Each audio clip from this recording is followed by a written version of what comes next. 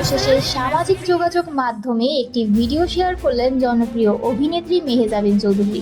ওই ভিডিওতে নির্মাতা আদনান আল রাজিবকে বিয়ের কারণ জানিয়ে মিসেস মেহজাবিন হওয়ার গল্প শোনালেন অভিনেত্রী। শনিবার দুপুরে নিজের ভেরিফাইড ফেসবুকে একটি ভিডিও প্রকাশ করেন মেহজাবিন। মাত্র 2 মিনিট 14 সেকেন্ডের ভিডিওতে তুলে ধরেন নিজের জীবনের সেরা মুহূর্ত। ভিডিওর শুরুতে দেখা যায় 14 ফেব্রুয়ারি আকদের দিনে মেহজাবিন তার মায়ের শাড়ি পরেছেন। দেয়ালে টাঙানো রয়েছে পরিবারের সাথে মেহজাবিনের ছোটবেলার ছবি। এমন সময় রাজিবের কণ্ঠ শুনতে পাওয়া যায়। এরপর ভিডিওতে তাকে সাদা রঙের পোশাকে দেখা যায়। তিনি বলেন, মেহজাবিন আমার কাছে বাড়ির মতো।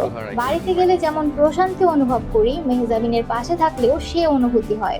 একই সুরে সুর মিলিয়ে মেহজাবিনও বলেন, রাজিব তার কাছে প্রশান্তির বাড়ির মতো। এরপর ভিডিওতে দেখা যায় মা বাবার সাথে বিয়ের আসরে পৌঁছান মেহজাবিন। কবুল বলার সময় কেঁদে ফেলেন অভিনেত্রী।